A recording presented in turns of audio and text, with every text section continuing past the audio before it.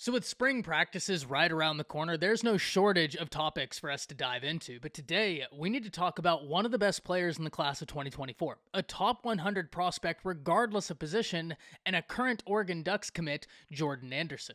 We need to break down several institutions who are hot on the trail trying to flip Anderson, including the Oklahoma Sooners, Washington, USC, and none other than Coach Prime in Colorado. Before we do, as always, y'all know the drill. I have got to hear from you. Hop down to the comments, give me a Y for yes or an N for no.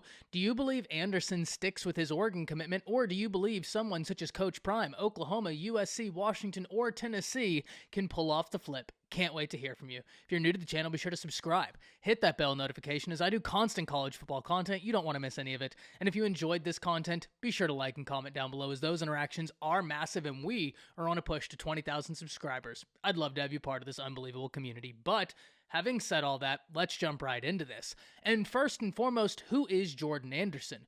Well, Jordan Anderson is one of the most gifted prospects in the class of 2024, regardless of position, and he plays his high school football in the state of California. Specifically, he comes in as the number 97 prospect overall, the number 15 wide receiver, and the number 14 player in the state of California, which is really just wild to me.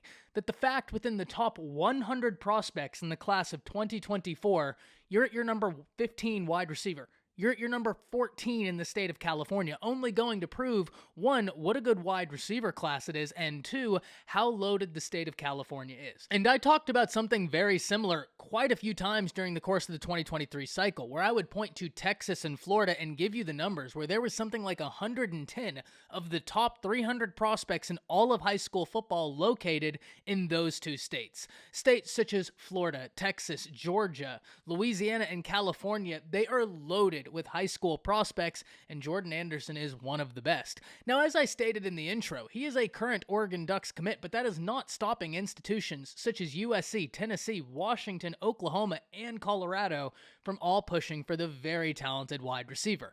Anderson stands 6 foot, 165 pounds, and when you turn on the film, it's easy to see, first and foremost, why Oregon wants him, and then secondly, why all these other institutions are pushing so hard for the flip.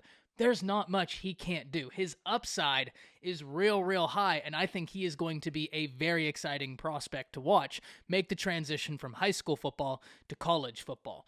But I wanted to take some time and break this down, because even though he is committed to Oregon, there's still a lot of time and opportunity left in the class of 2024. Early signing day isn't until December, and National Signing Day is just about a year away. So there is a lot of time for decisions to change. And when we start diving into this, each and every one of these teams offers something a little bit interesting. We can start with Oregon, where when we start with Oregon, Dan Lanning has this program in an intriguing spot. They recruited really well, and Oregon is a brand that people are interested in. Because of that, I'm never surprised whenever they're able to recruit well, and I truly do believe a lot of people are interested to see what Dan Lanning is going to be able to do with the Ducks during his tenure as the head coach. I know I certainly am. If we look at Tennessee, one thing that really helps is they got a 5-star quarterback during the last cycle, Nicholas Iamaleava, someone everybody in the nation wanted. When you talk about upside, turn on his film. There is so much upside, it's head spinning. The Tennessee fan base is very excited about Iamaleava, and deservedly so. Any fan base in the world that would have gotten him needed to be over the moon, but I've talked about this time and time again. Whenever you get in 5-star quarterbacks, it becomes a little bit easier to recruit high-level skill position guys such as a Jordan Anderson because they can envision themselves playing with that individual. It's much easier to sell a wide receiver on coming to your institution if you can point to a quarterback and say, hey, guy was top 30 in the nation coming out of high school, dominated every camp setting. That's the guy who's going to be throwing you the ball.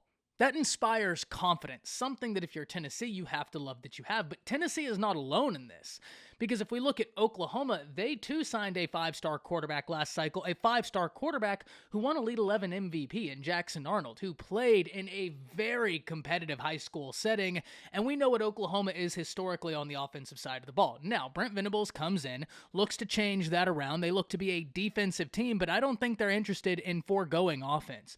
Jeff Lebby over there, he ran the offense for Lane Kiffin at Ole Miss. They're trying to remain high-powered, and having that 5-star quarterback, that can be a compelling factor, as I just said, with Tennessee.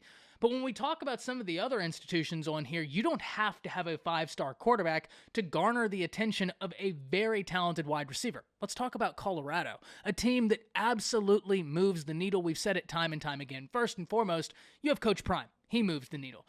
But whenever I talk about these wide receivers, I really start diving into this coaching staff outside of Coach Prime. Because Coach Prime, that's the obvious answer. He's going to get you into every living room in the nation, mark my words. But whenever you get into those living rooms, now the fine details come out. And everything Coach Prime has to offer, well, that's intriguing, but it gets even more intriguing when he points next to him. And Sean Lewis begins his pitch.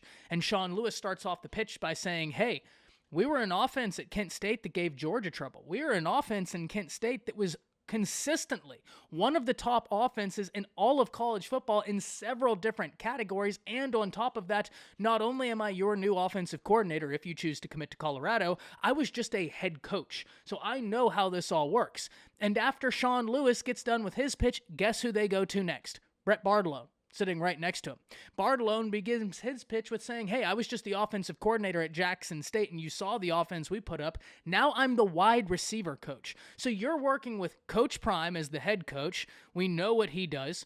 You're working with Sean Lewis is your offensive coordinator, a former head coach who brings in a high-powered offense that everybody who watched Kent State is excited to see what Colorado will do. But the two remaining teams on this list are also Pac-12 teams. One of them not going to be in the Pac-12 for much longer, being USC. And if you're USC, you don't want to let Jordan Anderson leave your state. I talk about this all the time. You're not going to win all the battles in your state. Recruiting is far too national for you to just dominate your state now, but you have got to win the battles you can't afford to lose.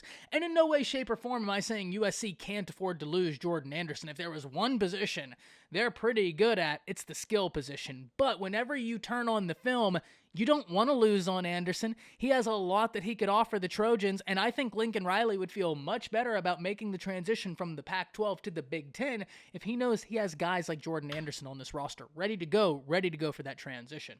So USC, we know what they do offensively. We know who Lincoln Riley is in terms of offensive capability, and in terms of recruiting the offensive side of the ball, anytime he steps into a room, you know your battle just got real. So USC is a very real threat, as they always are for offensive players. And then finally, we have Washington. And Washington put up huge numbers this year. And if you're a wide receiver, that has to be compelling, right? You just saw wide receivers get real active in that offense because they spread the ball around. And if you're a Jordan Anderson, that could be a big factor because you know you're going to get the touches. Look, wherever he ends up going, this is a very talented prospect, but at the end of the day, I have no doubt that institutions such as Colorado and Coach Prime are going to keep pushing real hard because why wouldn't you?